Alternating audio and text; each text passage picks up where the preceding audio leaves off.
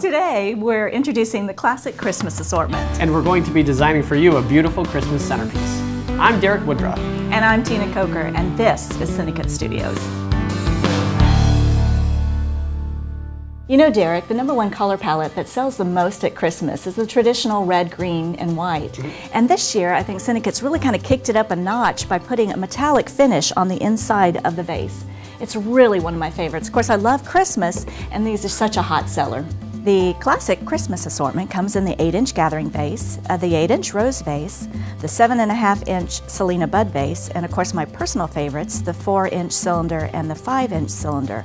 All of these vases are very versatile. So Tina, let's get started on our centerpiece.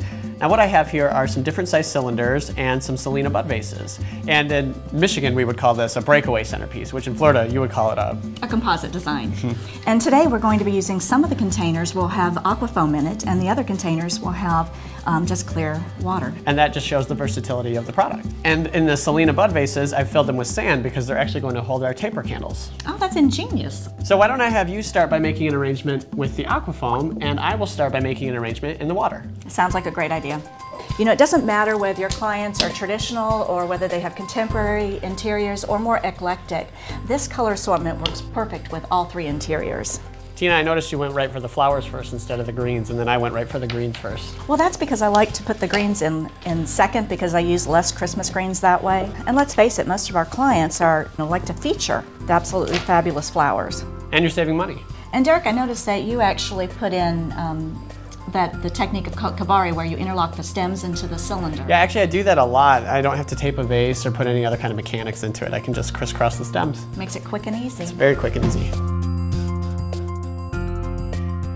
Derek, for longevity's sake, I'm going to insert the gardenia into an aqua tube and then insert it into the aquafoam. The calla lilies are one of those flowers that have an attitude of their own, and a lot of times we want to get them to go in a direction that they don't necessarily want to go, so if you just take the pulp of the stem and gently massage it, it'll have a tendency to move in the direction and face the flower. So it gives it a nice curve. Exactly. I'm using my calla lily shorter so that it's more of a composite arrangement. Now that was fun. Let's kind of switch it up, and I get the water and you get the aquafoam. If you say so. Let's get started. Now my approach to cylinders is a little bit different than yours. I noticed that, again, you did the lacing of the greens. I find it easier to do it as a hand tied and then just drop it in. Oh yeah, I wouldn't think of it that way.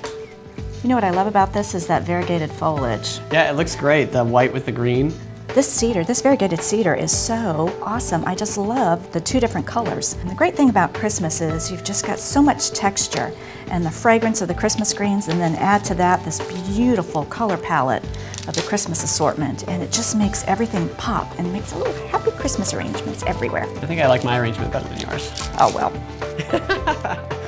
Now for the viewer's sake, Derek, let me just show you that what I did was we've used the hydrangea as a base for this design, and then what we're going to do is layer flowers on top of each flower. It gives that perception of depth, gives a rich feeling to the design, and I'm simply going to use the creative coils to tie this hand-tied bouquet off, and it's going to peek through and give you a little bit of glitter. That's just so popular. Gotta have that glam. Are you a glitter girl, Tina? I'm all about the bling. And of course I love these creative coils, but we're going to make a little bit of a burst by fraying the ends. I always love deconstructing materials. I know, isn't it great? So we're just going to tuck this in here so we have a little bit of glamour at the top of And it brings a little bit of red into our green design. Here's what I have for you. Oh, that's fabulous. Thank I really like that. It's beautiful how you've extended the line with the cedar. And then kept the flowers to a nice little mass in the center. Great focal area. Okay, Tina, we just have one cylinder vase left. So why don't I design that while you put the candles in the Selena bud vases? How come you always give me the hard jobs here? Here's your candles. And I'm going to use your technique and design a little hand tied for this arrangement. Let's see how we can do.